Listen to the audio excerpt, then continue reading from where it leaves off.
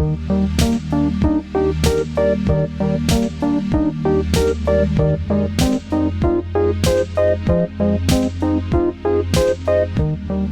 wait, I have to actually talk into the microphone. I was like, why are the levels so low? And I'm like, oh, I'm not holding the microphone.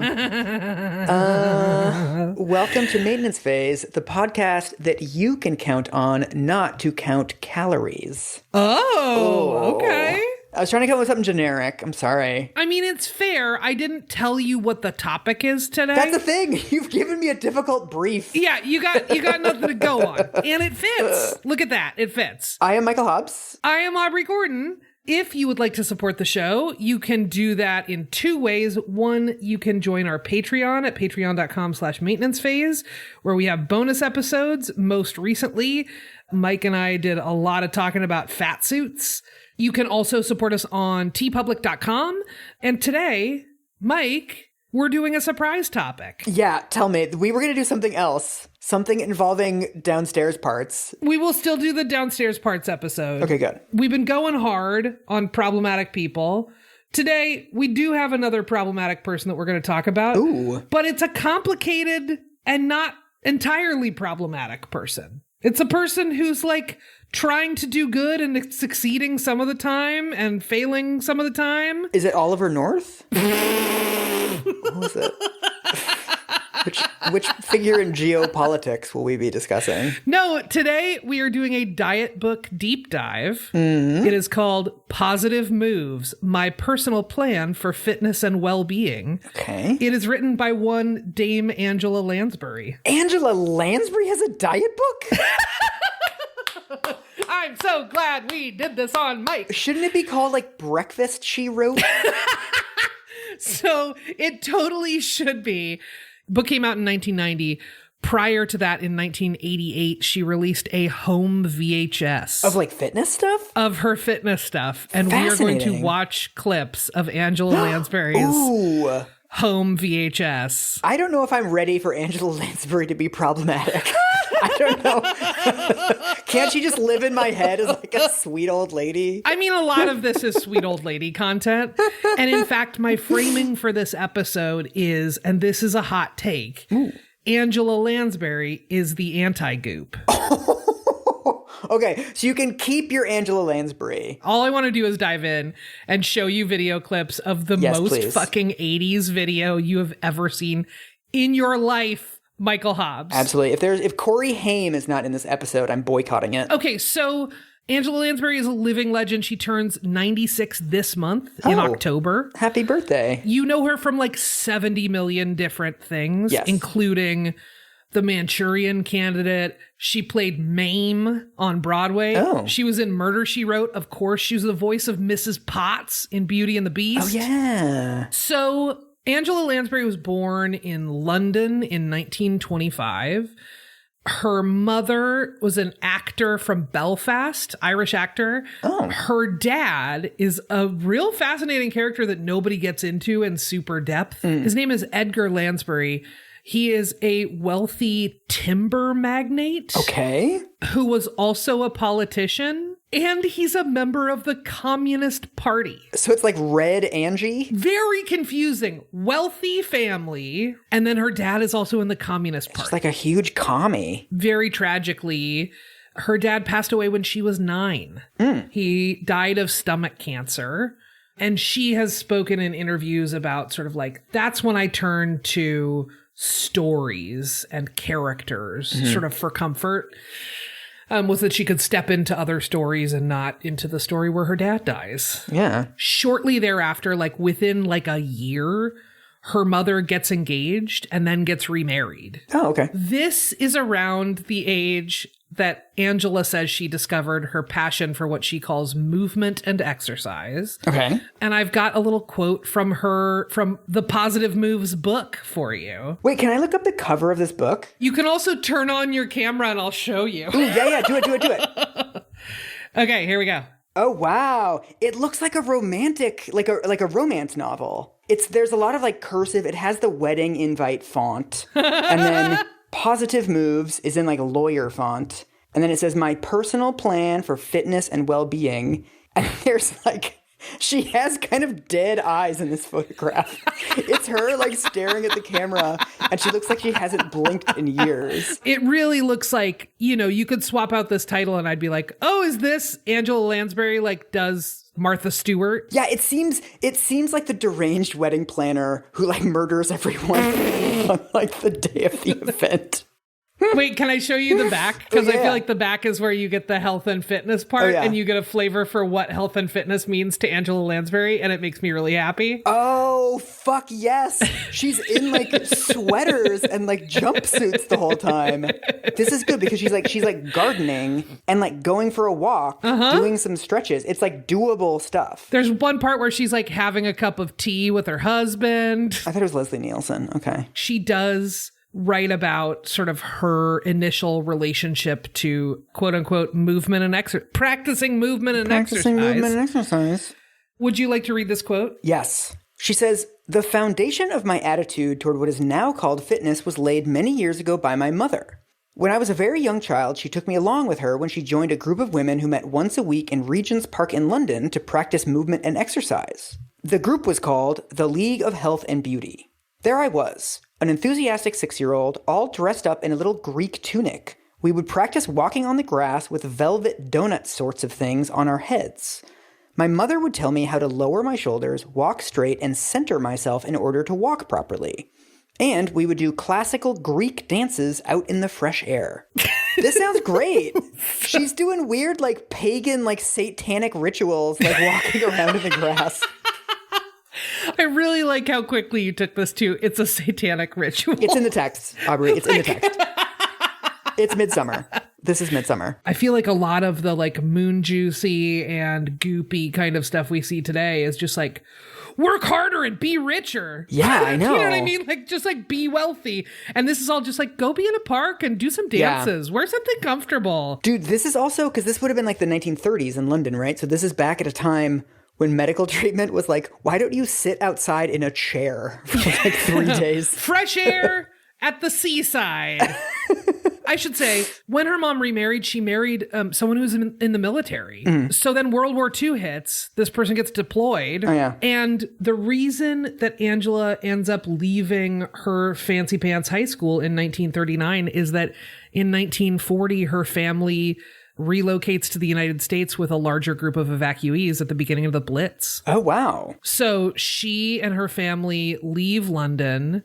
They settle in New York. Mm-hmm. She's a person who has a great deal of wealth and privilege, and she's also a person who has what sounds like a legitimately hard childhood. Yeah. I can't imagine that like wealthy British parents in the 1930s and 40s are going to be great for like processing a young child's grief at the loss of her father. No, she's only met them like 3 times. I know how parenting works in Britain. She files a formal request to have dinner together twice a year. So this like style of parenting kind of shows up again when her mom goes on a tour. Again, she's an actor, so she goes on tour.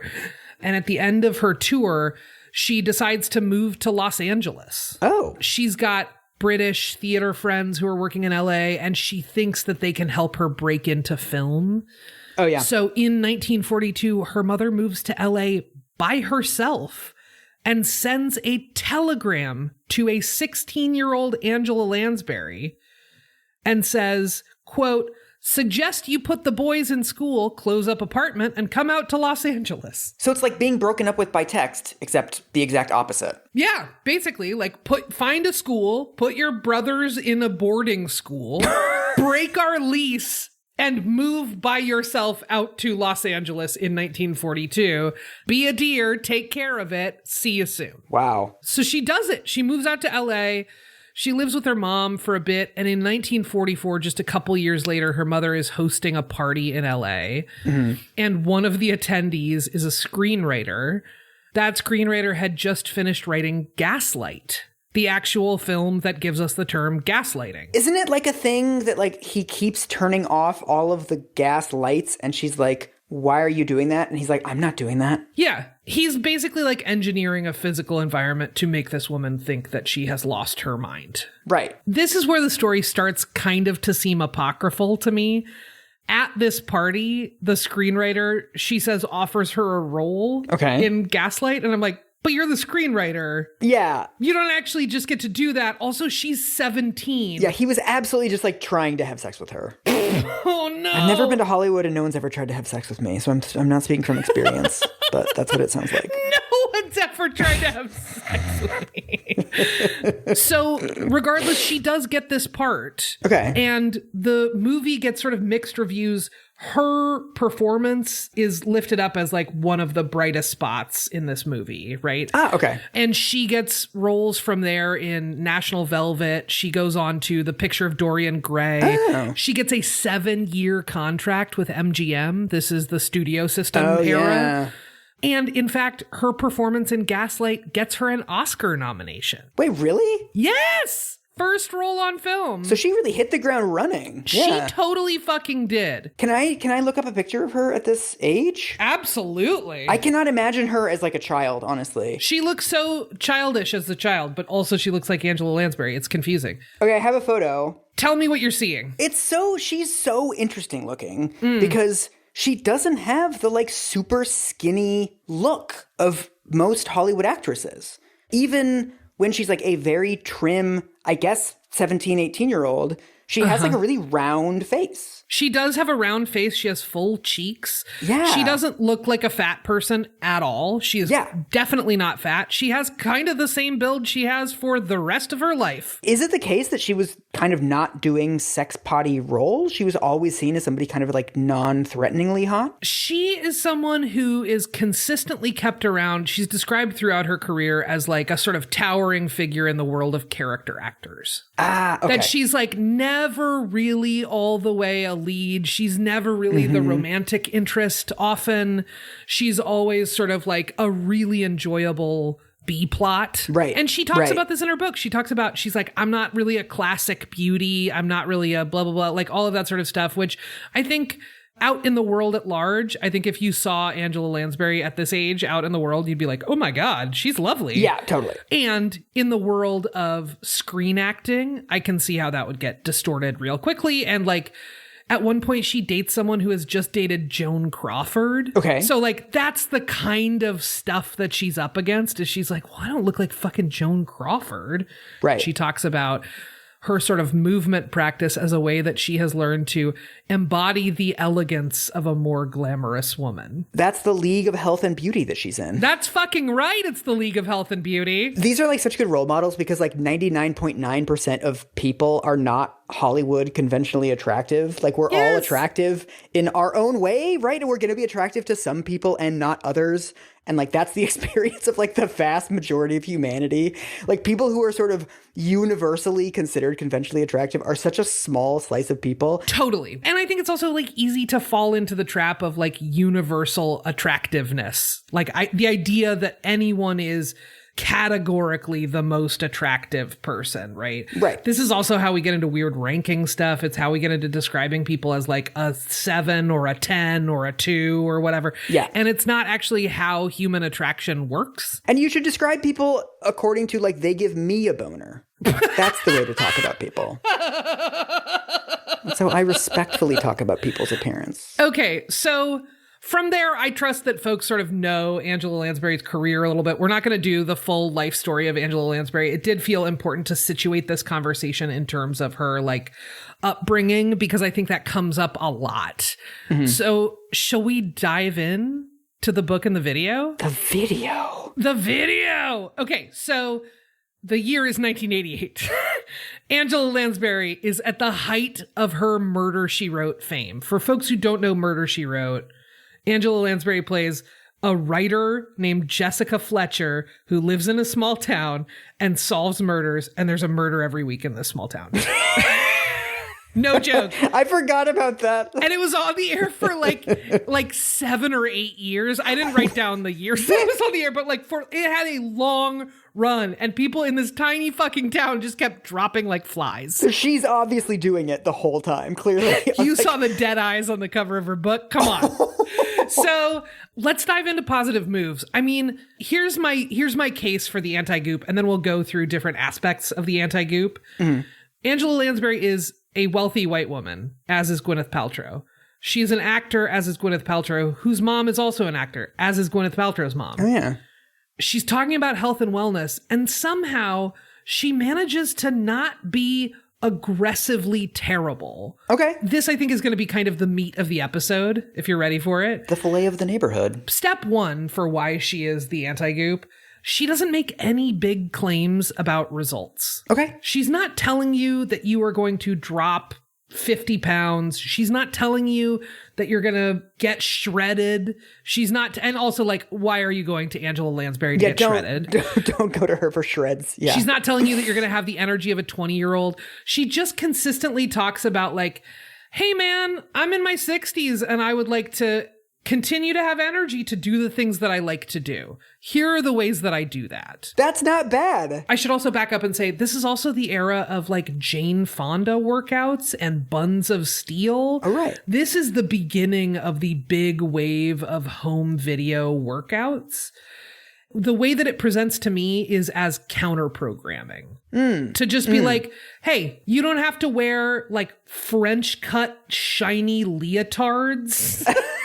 You don't have to, again, like get shredded. You don't have to be like the hottest lady in the string bikini on the beach in 1988. Yeah.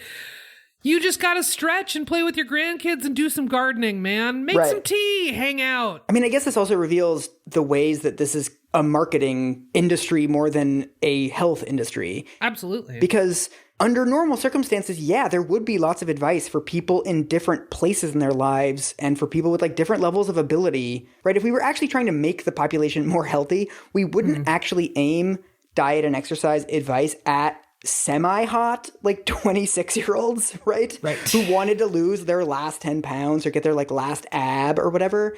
It would be like, okay, you're someone who's in their 60s and you want to maintain the ability to play with your grandkids. Here's some steps that you could take. Right. Like that would be reasonable health advice. But most of the health advice that we're getting is aimed at health nuts and like people who spend money on this stuff. Yeah. And I think, I mean, like, I do want to say, like, this is also clearly a marketing opportunity, right? Oh, yeah. This is getting marketed to the audience of Murder, She Wrote. So, like, Angela Lansbury might not have been an old person at this time, but the audience for Murder, She Wrote was a lot of older people. Yeah. So she does have a built-in audience here. There is money to be made. It was kind of a sensation amongst that set at the time, which is really lovely to me.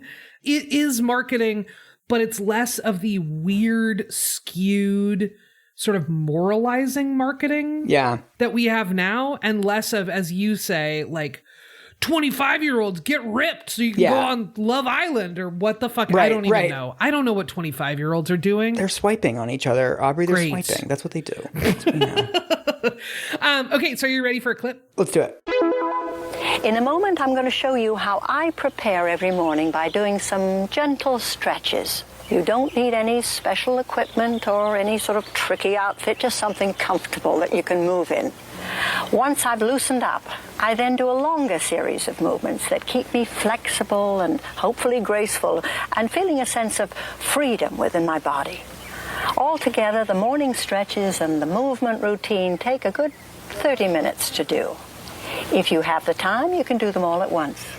Or you can do parts of the routines at different times of the day. The movements you will see on this tape are very fluid and easy.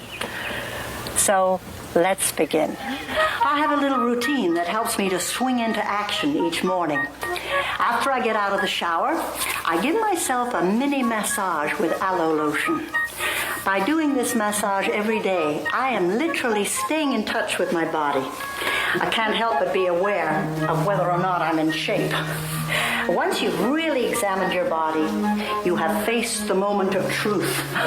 Of course, we're all a product of our genetic heritage, and certain things we cannot alter. But I do think that self-acceptance is vital. Give yourself a break. There's something to like in everybody. Look at her. Right? Angela Lansbury said fat acceptance now. So the reason I picked this clip is that it feels like it is, in a nutshell, all of the great stuff and a lot of the hard stuff about this video. Like, I like to do these stretches. I do them in a 30-minute chunk. Look, if you're going to do 5 minutes here or there, that's fine too. The thing is that you do them, and you do as much of them as you feel like, and you adjust them until they work for you. and you get in touch with your body and you accept it, but also you have a moment of truth where you face your body. And again, like, this is 1988. I know, dude. No one really at this point, outside of some like radical fat activists, is really saying like there's something to like in every body. She is also showing a lot of herself in this video. She is fully wearing a towel. This is like a fucking OnlyFans. She's like pulling up the towel. She's rubbing on the lotion. This is the erotic episode I thought it would be. So part of what I appreciate about this clip is that she's doing the like, get in touch with your body, right? There's some mindfulness in there. Mm-hmm. She's very clear that she's not an expert. Yeah. That's actually like a kind of like celebrity health and wellness thing that I can sort of get behind. You know what it is? She's like the Bob Ross of fitness and exercise. Totally is. She's like, maybe there's some lotion on this elbow. Happy little clouds. Because watching this, just this like feeling of warmth just like cascades over me. I'm just like, I'm in good hands. This woman wants what's best for me. Can I tell you, within the first 5 minutes of watching this video, I like, without even thinking about it, I just got up and started doing neck rolls. No with her. way. I was like, okay. I was just like, Angela Lansbury wants me to stand up and stand with my feet shoulder width apart, so I'll do that. So that's thing one that I would say sort of makes her the anti-goop, is that she's like not making big weird claims. Mm-hmm. She also does a good job. Another thing that makes her sort of the anti-goop is that she contextualizes her health and wellness practices, and she does that around class in particular. Okay. She's talking about being sort of a working mom, and she, throughout this book, she talks about health and wellness is both sort of like what can you physically do and what do you eat, but it's also about having a positive mental attitude. Okay. And she has this section when she's talking about having a positive mental attitude where she talks about the things that allowed her to have a positive mental attitude. Okay. So I'm going to send you another quote. Okay. So she says, "Of course, I was a working mother, but that label didn't carry with it all the baggage that it does now. Nevertheless, I suppose I felt very much the way young professional women do today. Part of me was dying to stay home with my children, and part of me enjoyed my work. There were times when the emotional stamina called for was almost more than I could muster, when I had to leave my children for months at a stretch. Although I hated being away from my children, in those days women weren't saddled with the mantle of guilt that they are now. For professional women, it was more accepted that they would hire people to help them look after the children. That's what I did. I hired a lovely Scottish woman who took care of what had to be done when I couldn't. She comes twice a week. She cleans the toilets. My favorite women Michael! are Harriet Tubman, and I'm just like them. Michael! Wow, Angela. I will not participate in the hollising of Angela Lansbury. So, I mean, talk to me about this quote. Well, she's literally talking about exact, like word for word, the exact scenario that Rachel Hollis was talking about, where her work requires her to be away from her children for a while. And there is this sense of guilt for doing that, right? That you have this work-life balance thing that's really difficult in a capitalist society.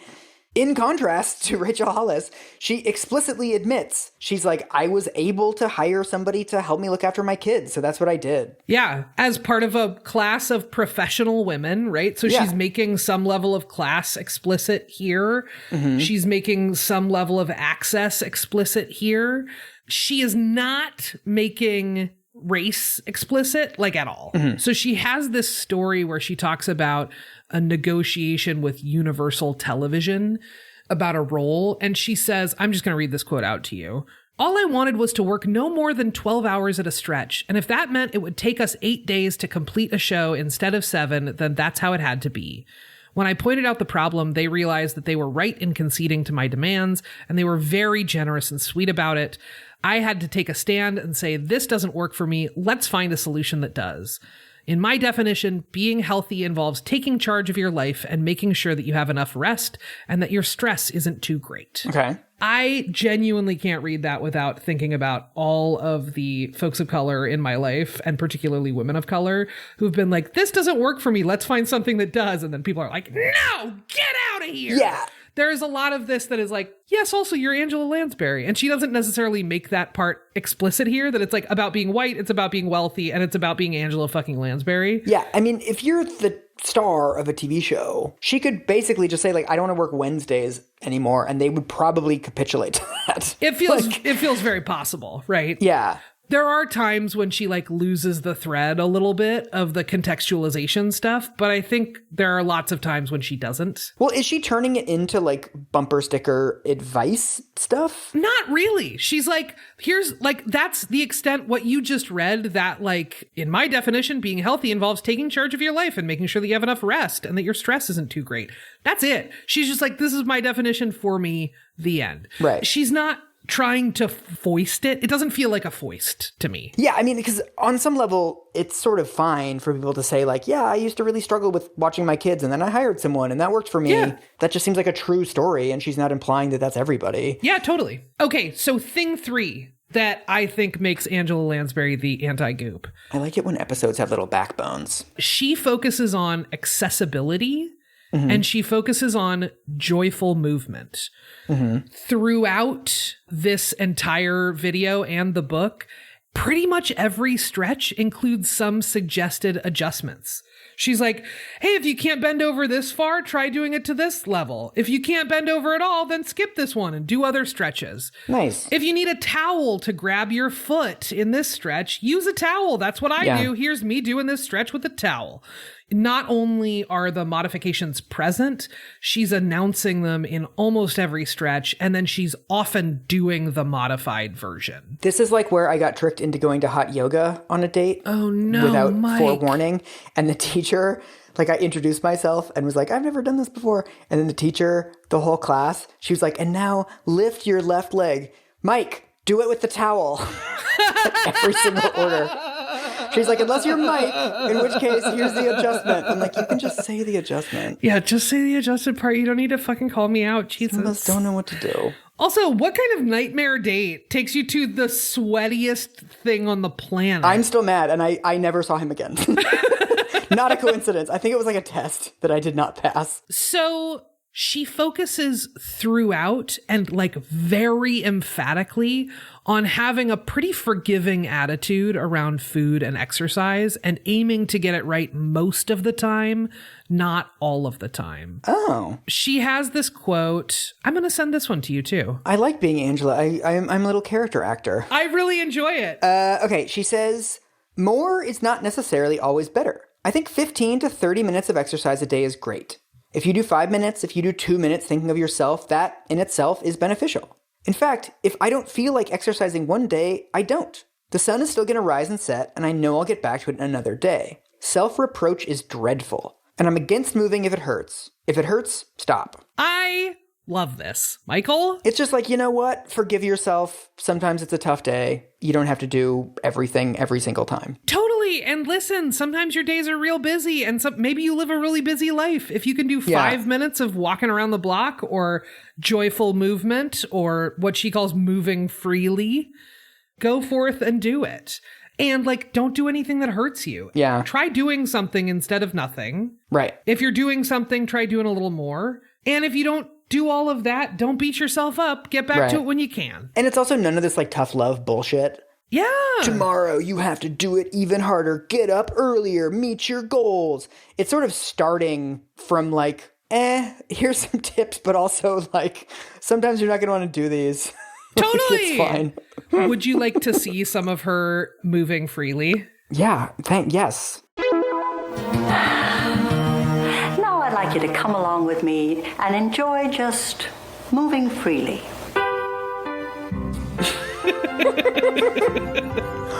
Oh my god! It's like parkour for old people. She's just like vibing. Oh, now she's like kind of doing a Macarena thing. She's like waving her arms around and sort of swaying back and forth. When I was a child, I watched Fred Astaire, Eleanor Powell, Ginger Rogers, all the great movie dancers. The impression they made on me was so indelible that I found my body could literally translate what I remembered about them into movement. You can picture someone graceful in your mind's eye, then feel yourself moving as they do.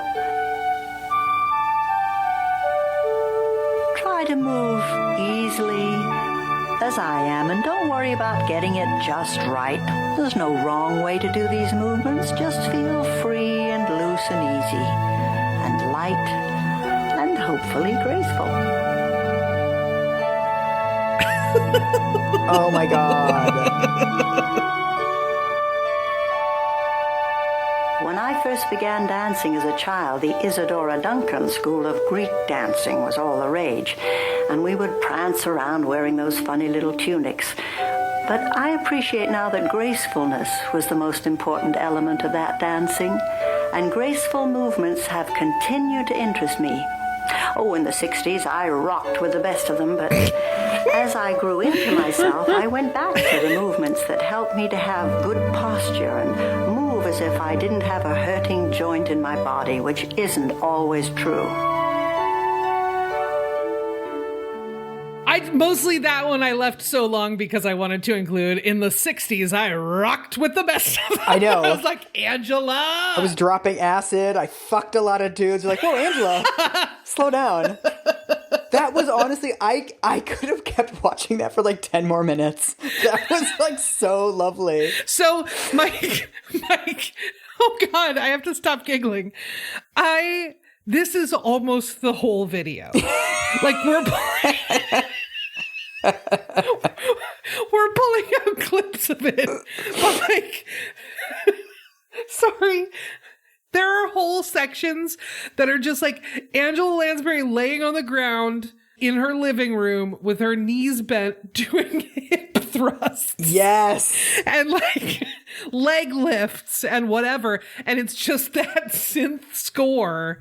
And it's so relaxing and wholesome and wonderful. It's so great. It's obviously Vangelis. I love it so much. The vibes are good. Also, she's wearing like a great outfit. She's wearing like a peach full, like a jumpsuit, but it's like a really flowy, loose jumpsuit. Like, I swear to God, I have seen like 21-year-olds at music festivals in Denmark wearing this. Yes. In like 2011. This could easily be like the coolest people on the planet wearing this. Totally. It looks so comfortable and great. It looks fantastic. It's like she's slow dancing with herself. It really is. Which is like so lovely. It's not choreographed. It's clear that the moves that she's doing aren't like, I'll do this and then I'll do that, or like she's practiced this. It's just like arm up, arm down, other arm up. And she looks really comfortable and really graceful. Like, honestly, it would make me so happy to see somebody doing this in like a park. Right? You'd be like, oh, they're just like super like doing their thing and they look really blissed out. While I was watching this for research for this show, I was like, maybe I should start doing this. Like, I know, this sounds great. I know, that's what I was thinking to do. Just do some fucking free moving.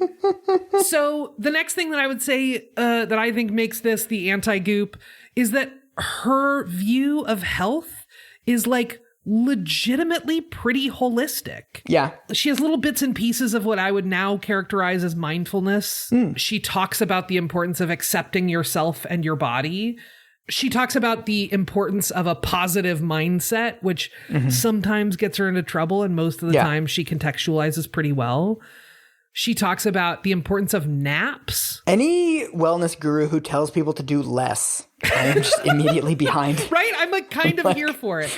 She has a whole section at one point where I was like, you're really revealing the target audience for this video, Angela, where she talks about the importance of puttering for your health. She's like, in defense of puttering. and she's like, there have been studies that it's important to putter. And I was like, I could try to fact check this. Yeah. I don't feel compelled to try and fact check Angela Lansbury saying it's good for you to putter around the house. We measured puttering versus doddering, and we decided one was superior. So if you thought that the self-massage with aloe lotion was a little sensual for your taste, Oh my God. get the fuck ready, because she also talks about the importance of like senior sexual health. Hell yeah. It's fucking fantastic, and we are about to watch the video clip of a fucking lifetime. Michael Hobbs, like, I don't want to oversell this, but I don't think I can. Send it to me. Give it to me now. All right, done. This is from Pornhub. What have you done? I'm telling you, pull up the clip and then see what it is. Oh, Jesus. Now I know.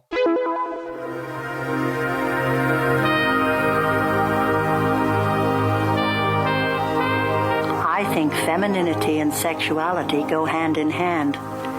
It used to be thought that women lose interest in sex after menopause, but now we know that just isn't true. Obviously, both you and your partner are different than you were 30 years ago, but if you can accept the inevitable physical and other changes, you can keep romance in your life. I believe it's important for a woman to try and maintain a certain sense of mystery about herself. And I think that can continue to any age. It's so easy to give up or to get lazy. It's worth it to continue to present yourself as a woman of loveliness and dignity. A woman who feels good and knows she's looking her best. She'll continue to attract attention as a feminine, sexual person. The right kind of attention doesn't have to stop unless you want it to. Hell yeah. Michael, would you describe to the listeners what you just physically saw? I mean, it looks like something from fucking Cinemax in 1992. It's Angela Lansbury in a bubble bath and like sensuously rubbing herself, and like she pulls her leg out and then she sort of deliciously puts it back into the water. It's hot, and I feel like it's always useful to have a reminder that like people fuck. And there's no particular reason why like people who like fucking would stop liking that when they get older. And like, listen, you and your partner are going to be different now than they were 30 years ago, she says at one point. Yeah. And I'm like, yeah, actually, that's like an adjustment worth talking about. Yeah. I do think she sort of loses the thread a couple of times where she's like, the right kind of attention doesn't have to stop if you don't want it to. And I'm like, okay, that's not entirely realistic. And also, the right kind of attention feels like an extremely weird phrase to hear in a Me Too era. But I think overwhelmingly, I'm just like, look at fucking Angela Lansbury talking about fucking I know. being hot. Taking a bubble bath with a bunch of like pillar candles around her next to an open window. I want her husband's head to come out of the bubbles. So bad. Tell me what he does, Angela. So the next thing that makes her the anti-goop is that her meals are fucking meals. Oh, okay. If you'll recall, the last time we did a diet book deep dive was with Ed McMahon. Mr. McMahon. His daily meal plans were banana pants. Literally banana pants was one of the meals. And like a Manhattan. Here is Angela Lansbury's, this is titled A Typical Day's Menu. Breakfast, quarter of a cantaloupe and a banana, 11 a.m., a big red apple or an orange or a cup of strawberries. Lunch, a chopped vegetable salad with 2 tablespoons of vinaigrette, a piece of whole wheat toast with 1 ounce of low-fat cheese like Jarlsberg or Camembert or feta. At 4 o'clock, she has a cup of tea and an oatmeal cookie or a homemade blueberry muffin.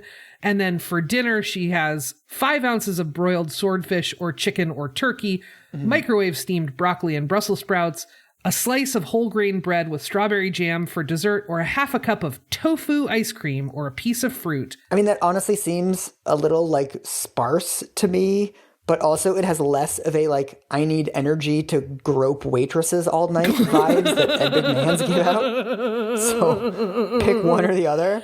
Yeah, I mean, I think there are times when it feels like a little bit sparse, but she's very clear in talking about all of this that she's like, hey, so the quantities of these things don't matter. Yeah. You should eat until you're full. You should eat foods that you like to eat.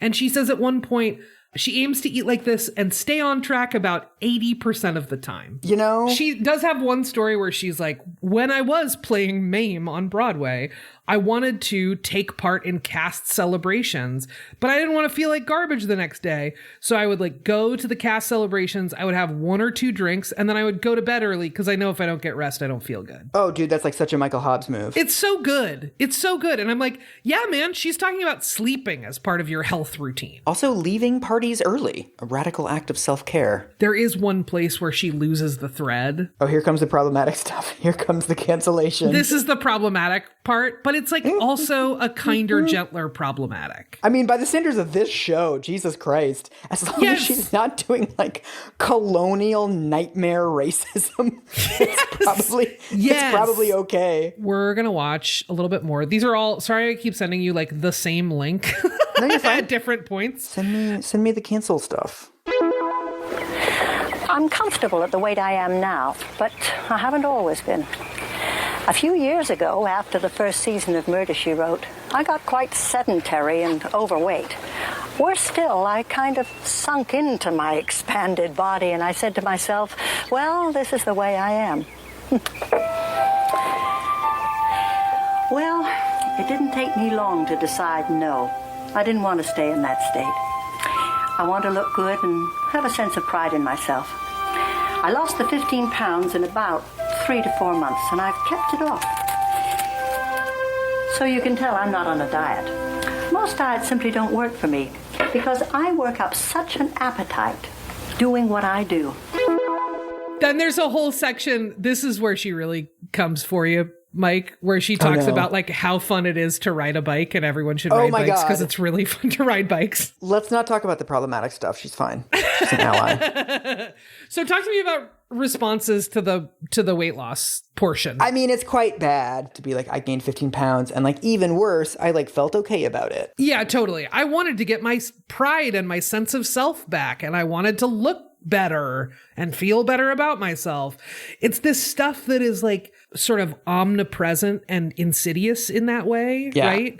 The thing that I do appreciate about this is that she's like, I lost 15 pounds in 4 months. Yeah, I noticed that too. Yeah. Yes. Like she didn't really talk about how she was eating after she gained the 15 pounds, but it doesn't sound like she did anything like that drastic. I mean, the story is that she gained a bunch of weight when she was playing Mame on Broadway. The way that she tells the story of losing it is that she's like, I stopped going out to eat so much and I started walking around New York City more. That sort of thing seems fine to me. It's just like, she was like, I was out of my routine. My body changed in a way that showed that I was out of my routine. So I got back in my routine.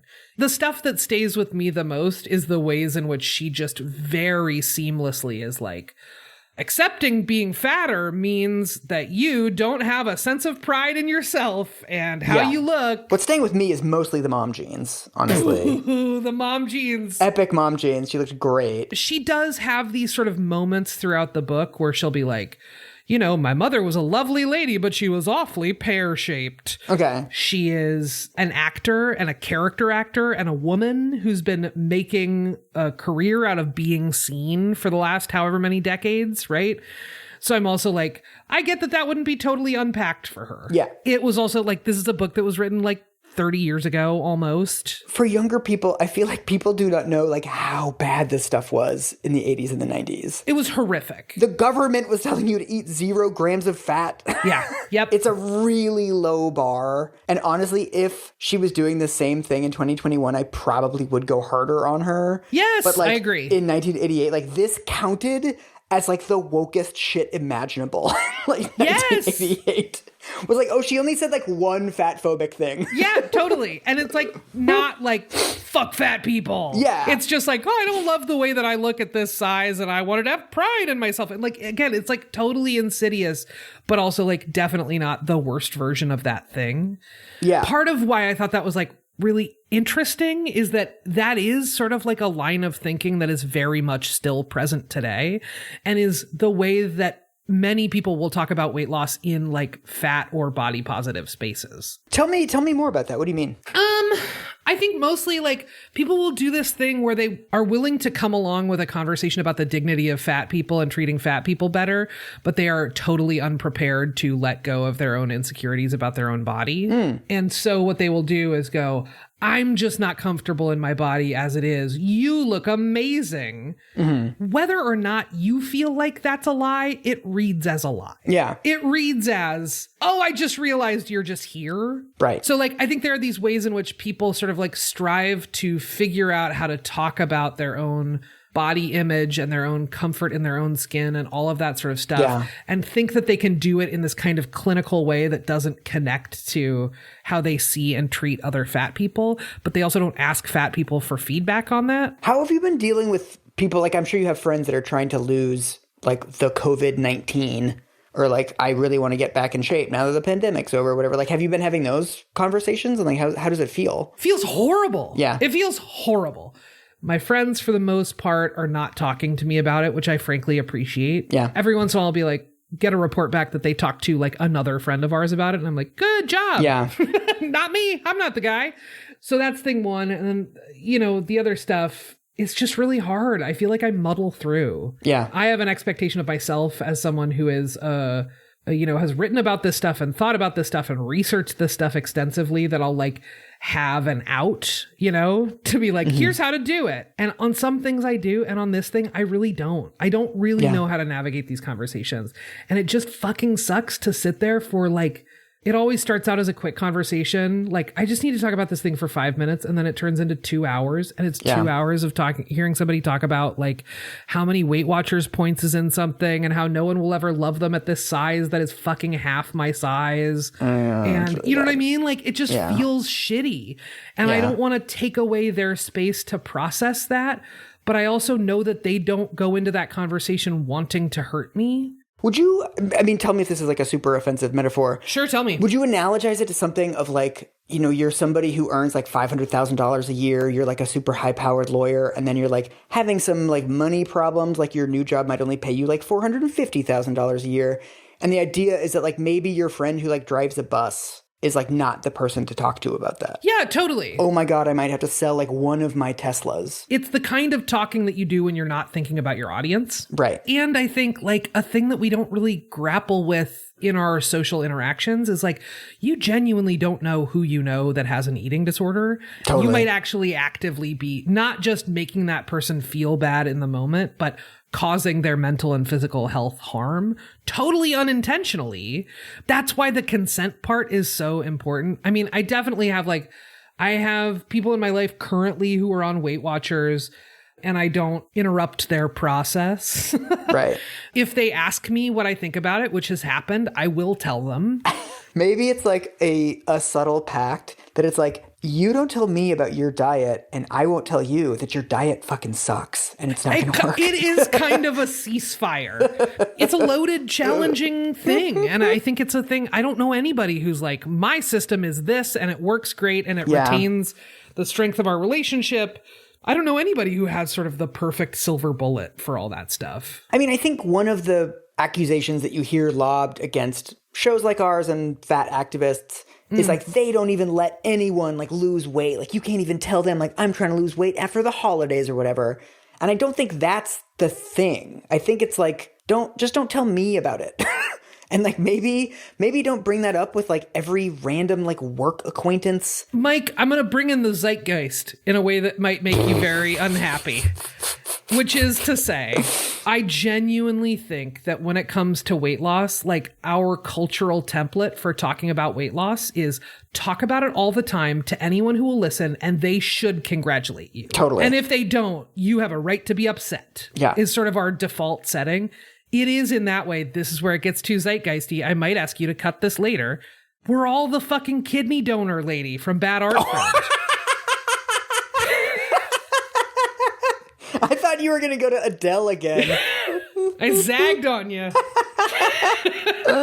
But do you know what I'm saying? We're all like, why didn't you congratulate me? I'm writing you a private DM. Why didn't you congratulate me? I'm doing a good job. Why didn't you? Come on, everybody talk about this good thing that I did. I just think it's this kind of thing where like we are all desperate for validation around this thing.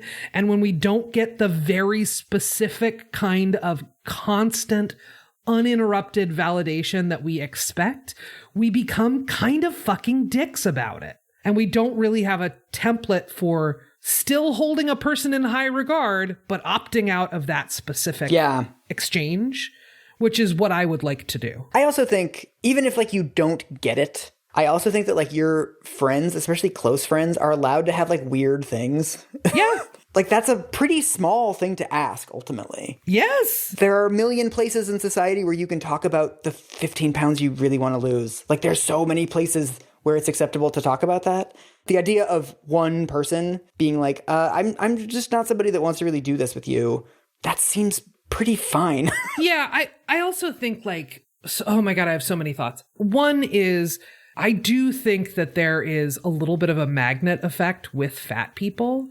When I know people who pursue weight loss, it really does feel like they are gunning for my approval. Oh, interesting. as a fat person to be like, you're not like me. You did it. You did the thing I can't do. Really? It's bananas and it feels horrible. That's awful. Yeah. It's horrible. And they don't necessarily, like, they're not like hatching a plan to do this. They're just like, oh, I really want to talk to you about this thing. It seems organic to them. It feels unbiased. It feels natural. And I will say, I really do think I have had disproportionately way more conversations about friends' negative body image than my thinner friends have with the same people. What do you think that is? What's the mechanism behind that? I'm sort of, oof. Okay, I'm going to say a thing that's like, I'm out on a limb. Okay. I think there are a lot of factors in sort of why that's a phenomenon that I've noticed. And I think probably one of the bigger ones is that part of losing weight is becoming a formerly fat person and separating yourself from fat people and being seen as not one of those people. I think that's the root of a lot of the anti-fatness that we see from people who've lost a lot of weight, right? And I think it's some of this too, which is like, I need your specific noticing that I'm different from you now. And I'm doing that intentionally. And again, like, I don't think this is ever anything that they would say to me, but like the vibe is definitely like, I'm better than you now. Yeah. Right. And that's the thing that fucking sucks about it is I'm like, this is totally earnest. You are really going through a thing. You are genuinely feeling all of your feelings.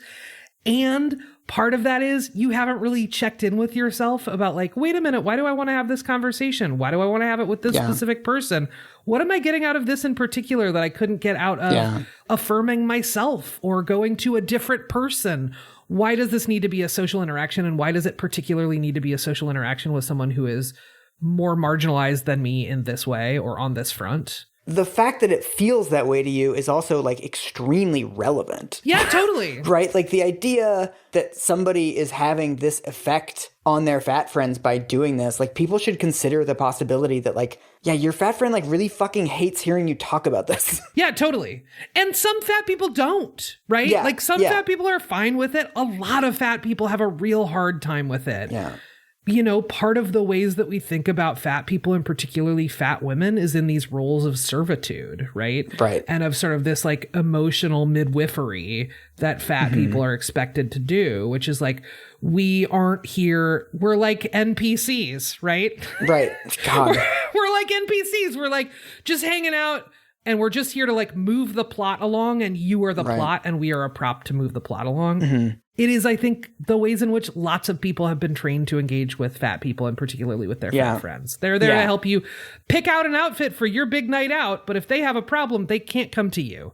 And if they have a boundary, they can't come to you. Right. Like it's a real imbalance and it's hard to talk about in a way that doesn't either blow up or make everybody feel like shit. But also the alternative is then just your fat friend feels like shit all the time. There's also the normalized like little jokes at the Christmas party of like, I got to lose 15 pounds. Like in a way that like everyone kind of glances at the fat person out of the corner of their eye. Yes, absolutely. This has happened to me as a person who was less fat than the fattest person in the room. I was talking to someone at a group event about weight loss and they pointed to a person who was fatter than me and said, well, at least we're not that fat. Oh, fuck. Right. And that is a person who I believe to their core thinks of themselves as an equitable, thoughtful, kind person. Yeah. I think in many, many ways they are. That was a brutal thing to do. Yeah. And I think there are some folks who think, I just think it in my head and that's not great, but it doesn't show up in my behavior. And I'm like, our brains are not that sophisticated, everybody. Yeah. It is really difficult to disentangle our motives for weight loss from our attitudes toward fat people. Yeah. And I think it makes it really hard as a fat person to intervene and be like, you're kind of talking about me when you're talking about this stuff, right? Yeah. I will say what most fat people that I have talked to about this and myself are looking for is just like, just an opt-out option would be great. I don't think that's the end goal, but I think it would be a really great starting point. Yeah. I mean, I don't like to give advice on the show, but I would say next time, like in the break room or something, if somebody brings this stuff up, I would say start doing some freestyle movement. Just wave your arms around. Just jockey back and forth in your jumpsuit. Okay, so I just want to round us out. There's one more quote from Angela Lansbury about sort of like body image and aging and dieting stuff that seems worth talking about. Angela took us on a journey. This is her last thing of sort of like losing the thread around weight stuff. These days, I'm not wild about the way my arms look in short sleeves. I have terrific muscles in my arms from gardening, but there are areas of loose skin that are just genetic. After a certain age, it's more becoming for a woman to have a little extra on her upper arms and have a well-rounded face, rather than a face that's scrawny and gaunt from dieting that has lost its skin tone. I have friends who live in fear of their scales, as if those inanimate measuring devices had some sort of power to affect the quality of their lives. Let's keep some perspective and remember that the goal is to be healthy and attractive. She was so close. She really had it. She really had it until the end. She's like, all you have to be is like healthy and move in ways that make you joyful. And then she's like, also, I'm really paying attention to your face and it looks kind of fucked.